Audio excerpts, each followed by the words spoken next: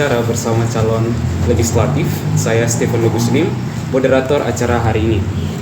Tujuan dari pertemuan ini adalah untuk memberikan kesempatan kepada teman-teman kelompok dan peserta untuk lebih mengenal calon legislatif dan juga belajar tentang fenomena dunia politik menjelang pemilu tahun 2024. Teman-teman kelompok akan mengajukan pertanyaan kepada Bapak calon legislatif yang bersama-sama dengan kita pada saat ini dan akan memiliki kesempatan untuk memberikan pandangannya mengenai berbagai isu dan yang relevan. Baik, sebelum kita mulai, mari kita perkenalkan Bapak calon legislatif. Dengan hormat Bapak Rul Rudolfa Mantik STH. Mohon perkenalkan diri Bapak secara singkat, mungkin dari segi latar belakang pendidikan dan juga pengalaman di dunia politik. Persilakan. Nama saya Rul Rudolfa Mantik, sarjana teologi. Saya itu sebenarnya antara profesi saya sekarang ini dengan latar belakang pendidikan saya itu berbeda jauh. Tetapi itulah panggilan. Ketika panggilan saya di dunia politik, maka saya harus mengikuti suara hati saya yang juga saya percaya itu adalah suara Tuhan, gitu.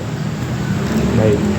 Dan sementara ini tidak lama lagi saya sementara mengambil magister di STT Ginosko Air Madidi. Tinggal menyusun tesis. Nah, lama. Baik, itulah perkenalan dari Bapak calon legislatif kita pada saat ini, dan kita akan mulai dengan pertanyaan dari yang pertama dari Darlen Tambahani, kemudian ada Laihok, selanjutnya Timothy, dan yang terakhir Livia Abigail Kilala. Tanpa basa-basi lagi, mari kita mulai dengan pertanyaan pertama dari Darlen Tambahani. Baik, terima kasih atas kesempatan yang diberikan. Jadi pertanyaan saya Bapak, mengapa Bapak memilih untuk terjun ke dalam dunia politik ini? Ceritanya sebenarnya panjang. Ada dua faktor yang membuat saya terjun di dunia politik. Pertama, saya memiliki latar belakang sebagai seorang jurnalis. Sejak tahun 2002, saya sudah jadi seorang jurnalis di Kota Manado dan Sulawesi Utara pada umumnya, dan beberapa kali mendapat penugasan di peliputan di istana sekitar 5 atau 6 kali. Nah, dari profesi saya ini kan saya turun lapangan, turun di desa-desa. Dari situ saya melihat ternyata banyak sekali masyarakat yang membutuhkan keadilan yang harus diperjuangkan. Sebagai seorang jurnalis, kami terbeban dengan itu. Ada beberapa keluhan masyarakat yang bisa kami perjuangkan, dan itu mereka bisa mendapatkan apa yang mereka inginkan itu dan apa yang mereka butuhkan. Namun dalam memperjuangkan rakyat dari jalur jurnalis itu sudah baik. Tetapi saya melihat di sini ada satu langkah yang membuat lebih lamban perjuangan di dunia jurnalis ini, sesuai dengan pengalaman saya ya, ketimbang orang yang berada di dalam sistem. Karena begini, misalnya saya memperjuangkan keinginan rakyat atau kebutuhan rakyat di salah satu desa. Saya harus membuat berita, dan berita itu harus mempengaruhi orang-orang di legislatif maupun eksekutif supaya mereka mengambil keputusan untuk membantu orang-orang itu. Itu kan ada jedanya, ada langkah yang harus dilewati. Nah, dari situ saya berpikir saya harus masuk dalam sistem supaya kan masih banyak warga yang membutuhkan keadilan, masih banyak warga yang harus diperjuangkan, baik ekonominya, baik pendidikannya, baik kebebasannya berbicara. Kan ini kita sudah merdeka, tetapi semua itu belum terpenuhi 100%, dan itu harus diperjuangkan. Nah, salah satu latar belakang yang membuat saya terjun di dunia politik itu melihat saya ingin membantu masyarakat, saya ingin berjuang untuk kepentingan masyarakat, apapun itu. Dan yang kedua, nah ini banyak ini menjadi motivasi bagi politisi-politisi sekarang. Ada satu politisi, saya tidak bisa sebut namanya di sini kan, enggak etis. Saya terobsesi dengan dia. Politisi ini saya lihat dia suka sekali berjuang untuk rakyat. Nah, selain dia berjuang dengan jalur untuk misalnya ada satu kebutuhan masyarakat, dia berjuang lewat jalur APBD, lewat kebijakan-kebijakan pemerintahan. Tetapi dia juga memberi dengan apa yang dia miliki, dengan uang pribadinya. Di situ saya termotivasi dengan itu. Jadi dua motivasi itu yang mendasari sehingga hari ini saya boleh duduk sebagai salah satu pimpinan partai politik dan untuk maju menjadi calon anggota DPRD Provinsi Sulawesi Utara. Ya, mungkin itu tanggapannya sudah jelas dari penanya pertama. Selanjutnya dari penanya kedua dari Laihop. Terima kasih Pak. Pada saat ini kesempatan kali ini saya mau bertanya tentang pandangan Bapak Rul sebagai sekarang yang sebagai calon legislatif memandang dunia politik sekarang.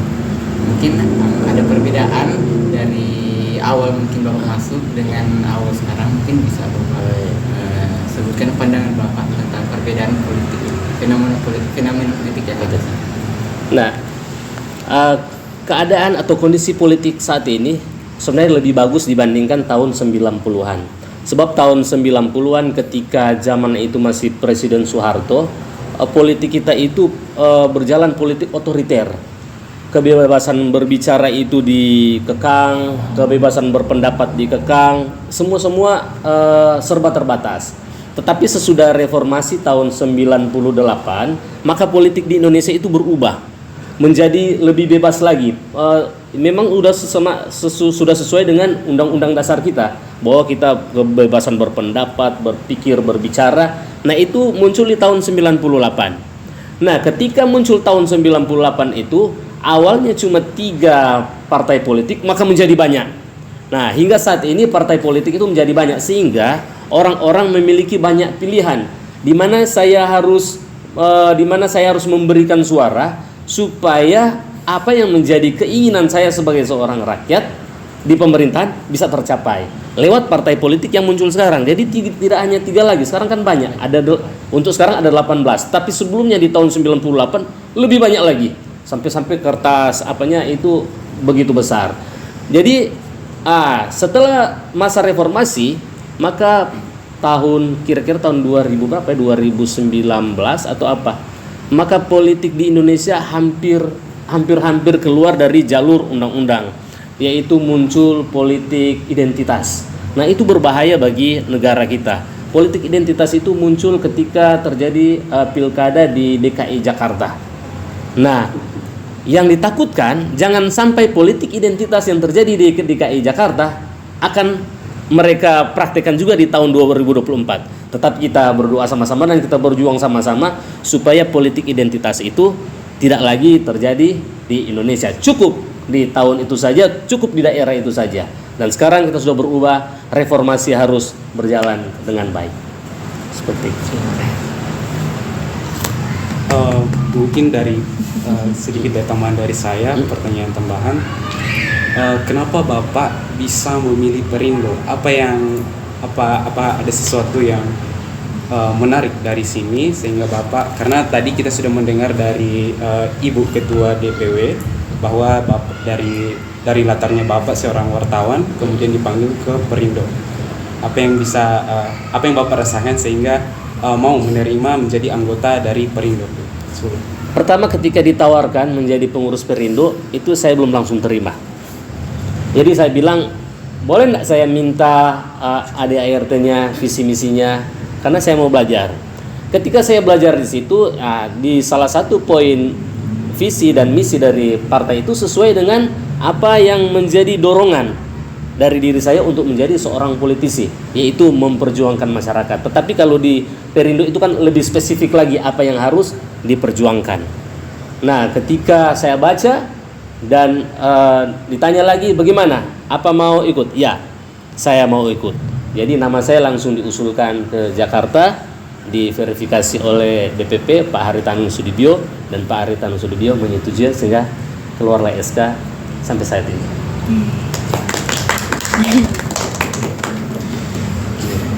Baik, kita lanjut ke penanya ketiga dari Timothy Adriano. Oke. Pak, mungkin ini kita kembali lagi ke pertanyaan yang basic, yang dasar.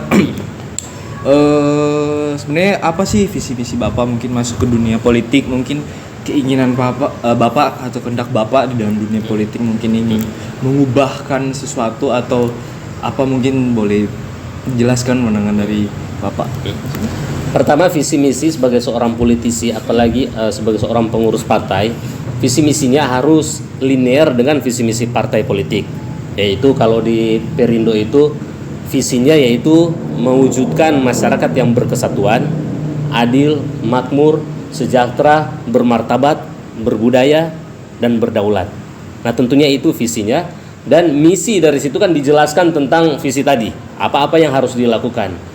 Nah, salah satu visi di poin dari misi dari Partai Perindo yaitu mendorong pertumbuhan ekonomi melalui pemberdayaan UMKM. Nah, itu sangat menarik. Ini pemberdayaan UMKM. Karena untuk meningkatkan kesejahteraan masyarakat di Indonesia tentu harus ada prime movernya, apa yang menjadi pendorong sehingga ekonomi bisa maju. Nah, salah satunya untuk memberdayakan UMKM. UMKM di Indonesia ini sangat besar, sampai kalau di datanya, tapi saya sudah lupa jumlah tepatnya sudah berapa juta UMKM di Indonesia. Nah, UMKM ini yang dipercaya berhasil tidak membuat Indonesia kolaps waktu COVID-19. Nah, jadi visi misi partai politik itu juga selain harus saya linear dengan itu, memang sesuai dengan hati nurani saya dan sesuai dengan latar belakang apa yang harus saya perjuangkan. Misalnya, apalagi yang harus saya perjuangkan ketika misalnya dipercayakan rakyat untuk menjadi anggota DPRD. Pertama, memberdayakan UMKM dengan cara apa? Menjadi anggota dewan itu ada beberapa fungsi. Pertama, fungsi budgeting, baru fungsi legislasi dan fungsi pengawasan. Nah, fungsi budgeting itu kalau di DPRD misalnya dalam membentuk atau dalam menyusun anggaran pendapatan dan belanja daerah itu tiap tahun disusun. Nah, yang akan susunkan itu anggota DPRD. Nah, ketika kita ada di DPRD kita bisa lihat di situ apa yang harus kita perjuangkan. Oh, poin ini belum ada. Saya usulkan, misalnya ini contoh, saya usulkan pemerintah harus memberi anggaran untuk UMKM supaya UMKM di Provinsi Sulawesi Utara bisa tumbuh. Bagaimana cara agar dana itu bisa tertata di dalam APBD? Harus ada perjuangan secara politik. Bukan hanya pribadi saya, tapi saya juga harus berkoordinasi dengan anggota-anggota partai atau fraksi supaya tujuan saya untuk memberdayakan masyarakat khususnya UMKM ini baru satu poin ya, belum yang lain-lain. Belum tuh mengubah tradisi-tradisi atau budaya-budaya korupsi dan nepotisme itu kan belum lagi itu. Ini baru bicara baru di anggaran ini. Nah, ketika saya usulkan itu dan diterima, kan yang untung di situ siapa? Masyarakat, pelaku UMKM. Mereka diberi modal, mereka diberi selain itu fasilitas, dan mereka bisa berusaha, ekonomi keluarga mereka bisa tumbuh. Ketika ekonomi keluarga mereka bertumbuh akan mempengaruhi ekonomi di desa itu, akan mempengaruhi ekonomi di kabupaten itu dan provinsi dan Indonesia. Atau ada lagi, itu mau merubah itu.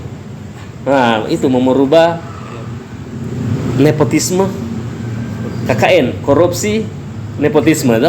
Nah, itu merubah nepotisme itu begini.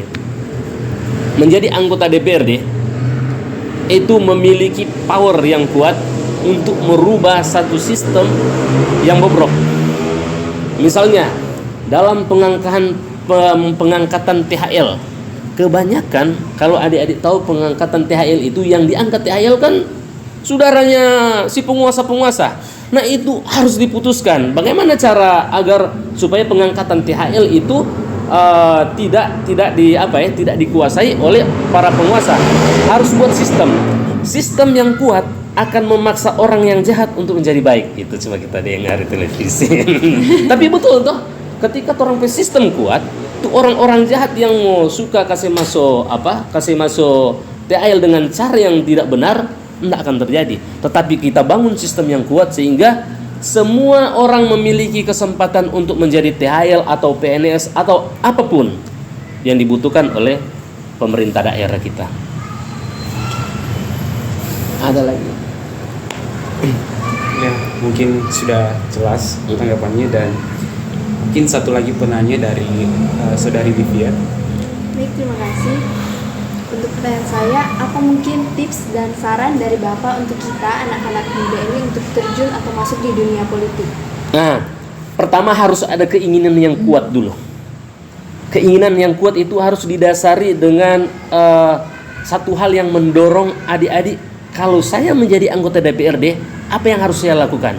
Kalau sama yang saya katakan tadi, saya menjadi anggota DPRD karena saya melihat banyak sekali rakyat mendapat ketidakadilan dari bukan pemerintah secara umum ya. Kalau pemerintah kan itu baik, tetapi dari oknum-oknum pemerintahan itu yang mendorong. Nah, adik-adik begini, ketika adik-adik punya satu kekuatan dari dalam diri untuk menjadi anggota DPRD atau terjun di dalam politik, itu harus ada alasan.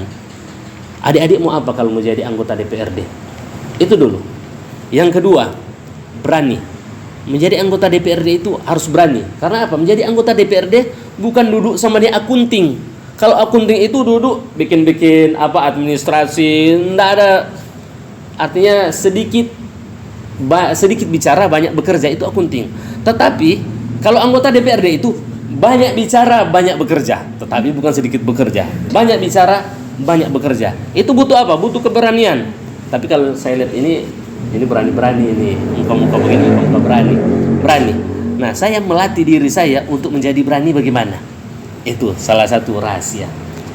Kan di komunitas gereja kami kan, saya lihat ini pelayan-pelayan kalau ketua pemuda atau kalau di GPD itu pimpinan pujian, berani sekali dia bicara lancar sekali. Sementara kita suka mau terjun di politik, kita dulu enggak tahu bicara. Ya, kita mesti terjun di pelayanan. Akhirnya kita terjun di pelayanan. Bayangkan motivasi yang sebenarnya salah motivasi itu. Kalau mau terjun di pelayanan supaya jadi lancar bicara.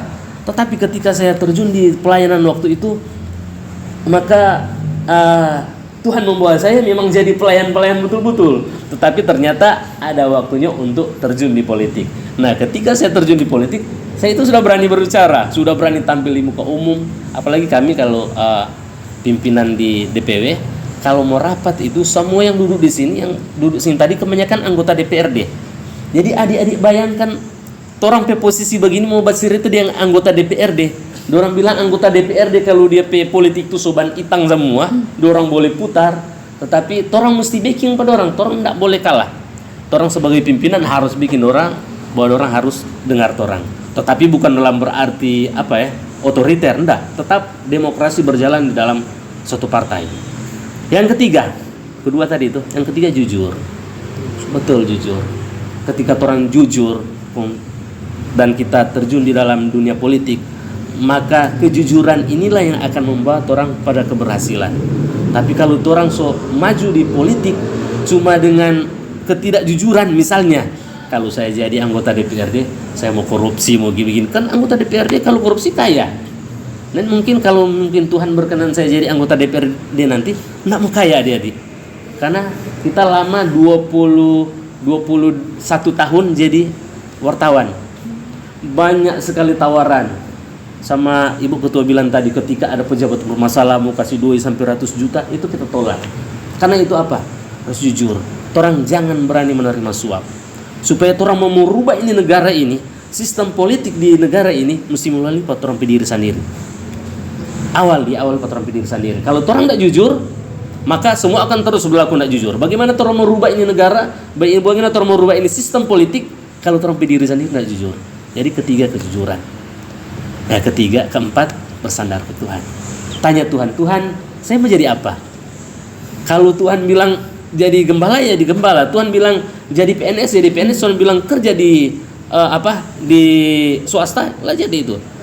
Dan itu pasti orang ini semua kan percaya Tuhan.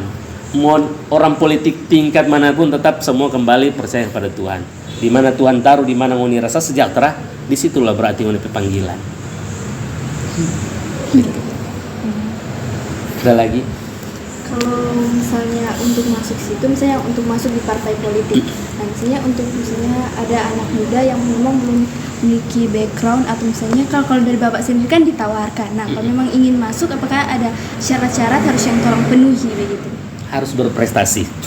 Karena bagaimana orang mau panggil, orang mau masuk di dalam suatu partai, lalu kita tidak punya prestasi atau paling tidak punya nilai tersendiri yang lebih dari orang lain.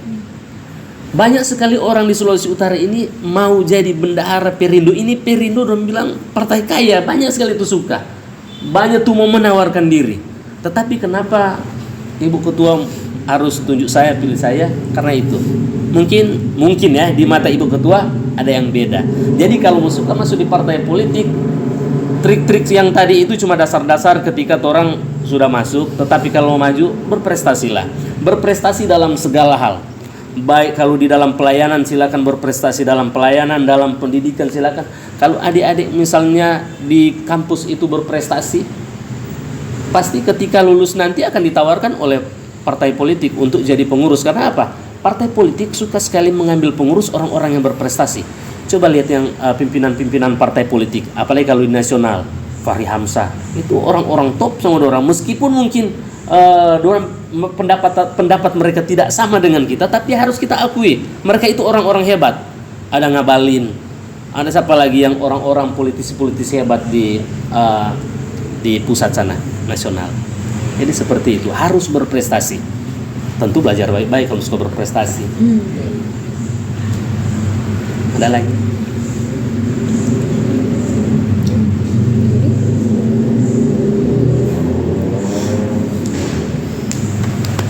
Oh iya, dari Artam mungkin bisa. Dengan untuk Bapak mungkin ini karena di area kan politik, menurut Bapak bagaimana itu tentang kritik Kritik itu dalam politik itu perlu sekali. Karena kritik ini yang akan membangun, misalnya kritik apa, pemerintahan atau kritik pemerintahan. Kritik itu sangat penting. Misalnya di dalam membangun pemerintah yang bersih, pemerintah yang jujur, harus ada kritik. Karena pemerintahan tanpa kritik akan menjadi pemerintahan yang otoriter. Nah, pemerintahan yang otoriter akan membawa satu negara itu pada kehancuran. Tetapi kritik itu akan menghalangi suatu pemerintahan menjadi pemerintahan yang otoriter, sehingga kritik itu menjadi satu wadah atau satu senjata untuk memajukan suatu bangsa dan untuk merubah segala yang buruk menjadi baik. Itu kritik. Jadi orang-orang harus menerima kritik, jangan anti kritik. Kalau menurut Bapak tentang berita yang lagi dulu masih hangat baru-baru ini tentang Rocky Gerung mengkritik presiden, bagaimana? Itu di dalam dunia akademik itu bagus. Saya meskipun saya sampaikan tadi, meskipun saya tidak sependapat dengan dia, tetapi cara dia mengkritik, cara dia berpikir, nah itu yang harus diambil. Bagaimana orang ini cara dia berpikir, cara dia mengkritik pemerintah sehingga pemerintah tidak semena-mena atau tidak sesuka hati melakukan sesuatu. Meskipun di dalam tanda kurung kritiknya itu tidak etis sesuai budaya dan tradisi kita. Menurut saya itu dia tidak sesuai dengan budaya dan tradisi, tetapi cara berpikirnya saya setuju sekali. Harus berpikir kritis. Makasih jawabannya. Tapi beda-beda kata orang, tiap orang beda. Tapi kalau kita begitu, Bapak gitu. Mau sependapat orang itu yang tidak sependapat, tapi cara dia mengkritik yang saya suka. Siapapun pengkritik di Indonesia ini, bukan hanya Rocky Gerung, tapi kan sini banyak pengkritik. Fahri Hamzah, Fadlison, so, mereka orang-orang politik hebat, dan orang harus belajar dari mereka. Tetapi belajar dengan dasar jujur dulu seperti tadi, supaya kan kita tidak keluar jalur. Baik, saya rasa saya dan teman-teman kelompok sudah puas dari pertanyaan yang kami berikan kepada Bapak dan juga tanggapan dari Bapak. Itu sangat memotivasi kami dan memberikan pelajaran bagi kami semua dan kepada teman-teman nanti semua yang akan menyaksikan video ini. Kami ucapkan terima kasih kepada Bapak yang sudah menemani kami dari sore hingga pada malam hari ini. Ya, baik.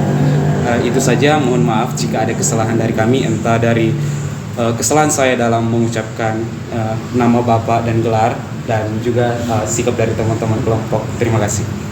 Terima kasih. Terima kasih, Pak.